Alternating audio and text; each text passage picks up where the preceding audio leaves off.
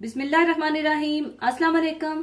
सबसे पहले आप सबको ईद उल अजहा की बहुत बहुत मुबारकबाद।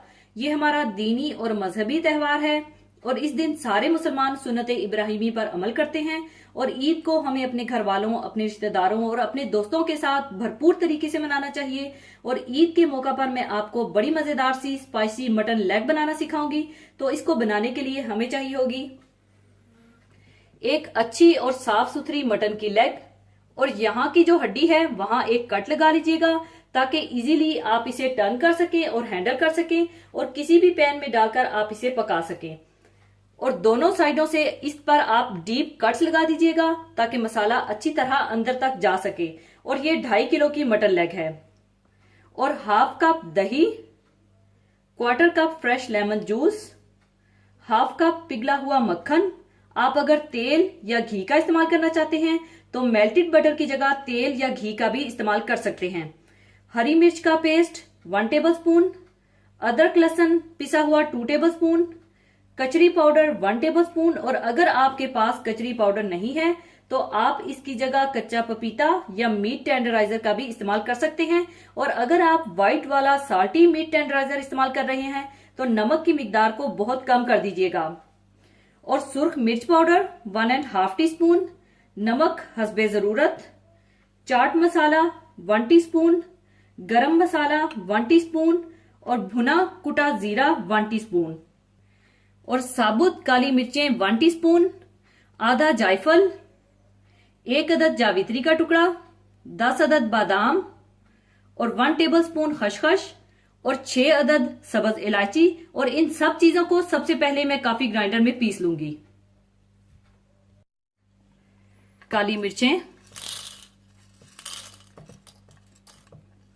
जायफल, जावित्री, सब्ज इलायची, खसखस और बादाम, इन्हें डालकर आप पीस लें।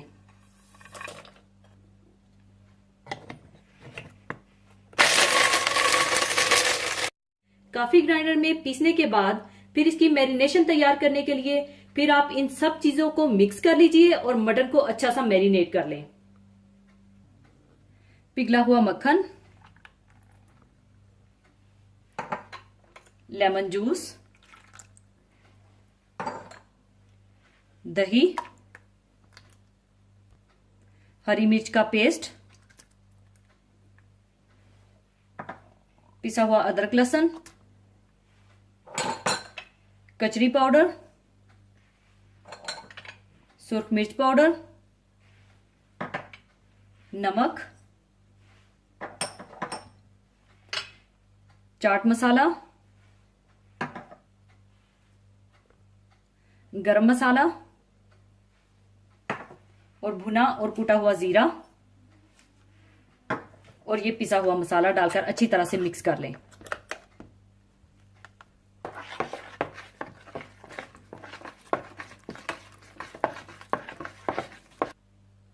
और मटन को फिर इसके साथ अच्छी तरह से मैरिनेट कर लें और हर तरफ से इसके कट्स के अंदर तक अच्छी तरह से मसाज कीजिएगा।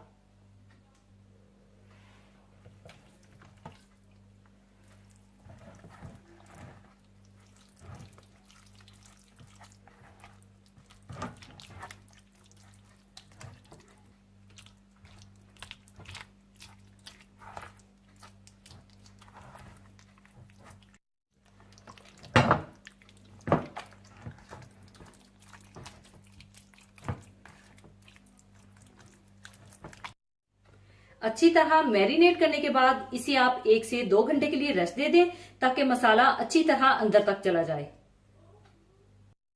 1 से 2 घंटे गुजरने के बाद आप इसे एक बड़ी देचकी में शिफ्ट कर दें और पकने के लिए रख दें और बिल्कुल हल्की आंच पर पकाएं।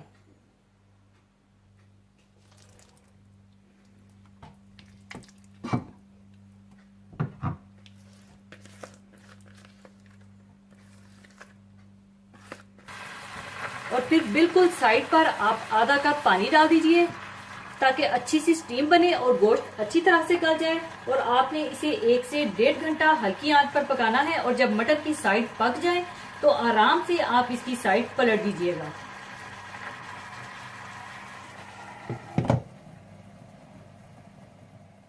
मटन की एक साइड पकने के बाद आप इसकी साइड चेंज कर दें।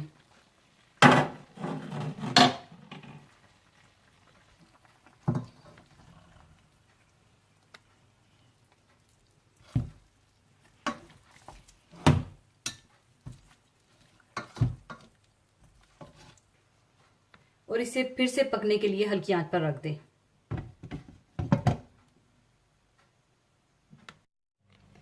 1 से 1.5 घंटा गुजरने के बाद जब मटन अच्छी तरह से गल जाए और इसकी अच्छी सी ग्रेवी भी बन जाए तो आप लेग को अलग कर लीजिएगा। और इसकी ग्रेवी को आपने बिल्कुल भी फेंकना नहीं है, बल्कि एक सॉस बोल में आपने लेग के साथ इसको सर्व करना है ताकि ड्राइनेस महसूस ना हो।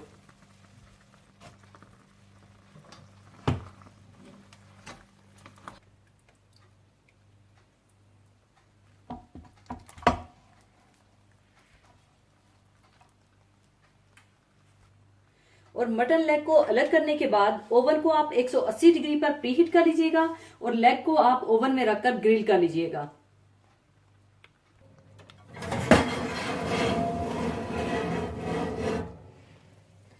पूरे 30 से 35 मिनट ओवन में रखने के बाद स्पाइसी मटन लेग तैयार है। अब इसे मैं निकाल कर सर्विंग डिश में रखूंगी।